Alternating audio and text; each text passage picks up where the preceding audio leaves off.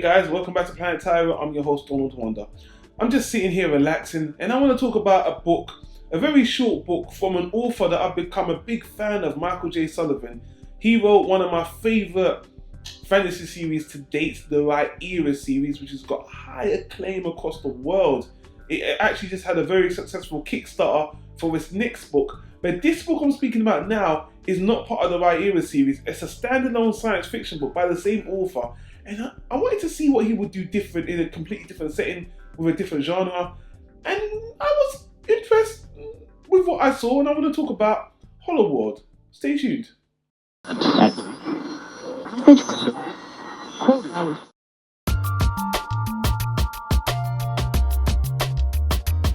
Tyro Media.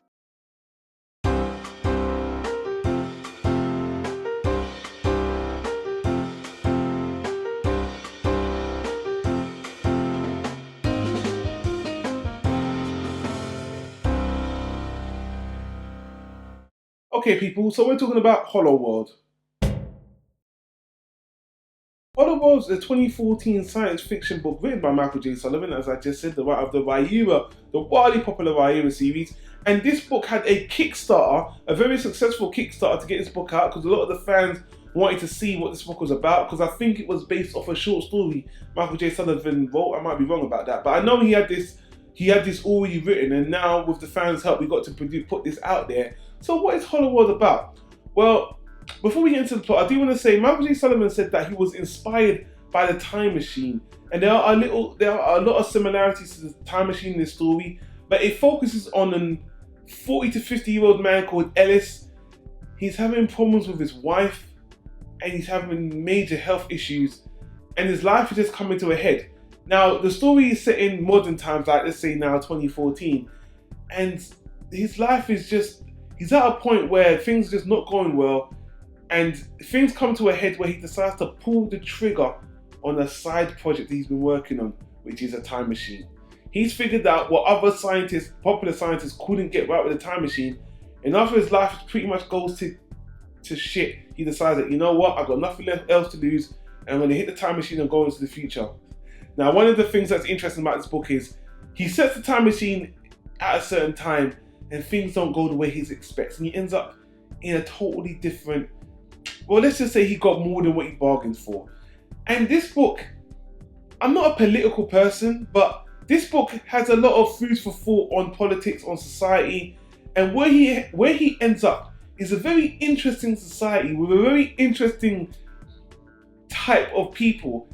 And the book does a lot of pondering on a lot of themes that are very interesting.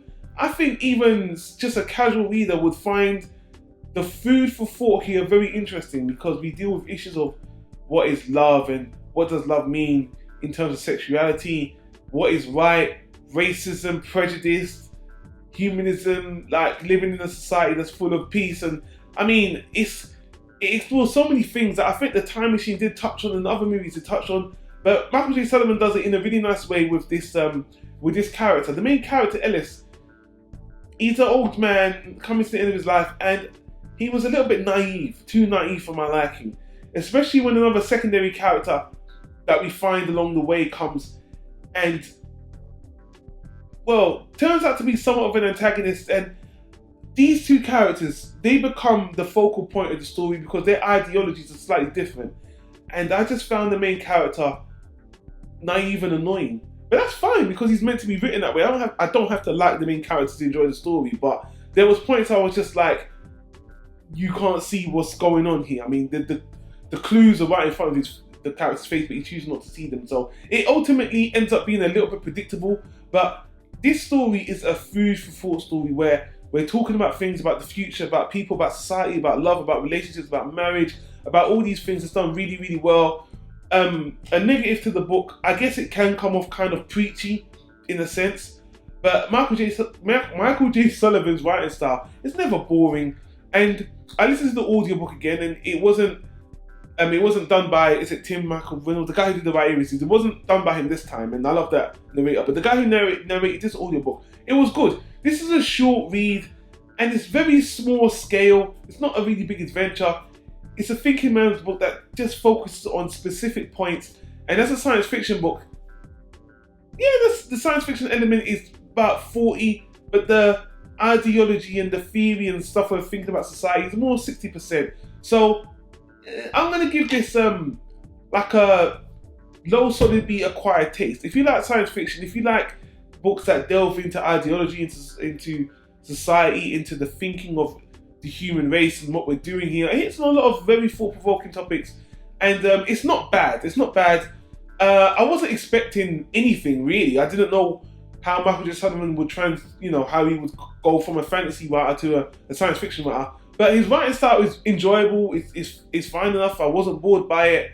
But yeah, it was just okay. But it's a little bit above average. And to be honest with you, I read The Time Machine, and although I think it's an okay book and movie and it's inspiring, it's kind of old. And I would say this was a newer take on it in a sense. But even this story is kind of, yeah. But let me not go on. I enjoyed the book. Low to the B, guys. If you enjoyed the book, if you've read Hollow World, if you're a fan of the author, let us know in the comments down below, because I'm a big fan of his YA series. And currently, I'm actually reading.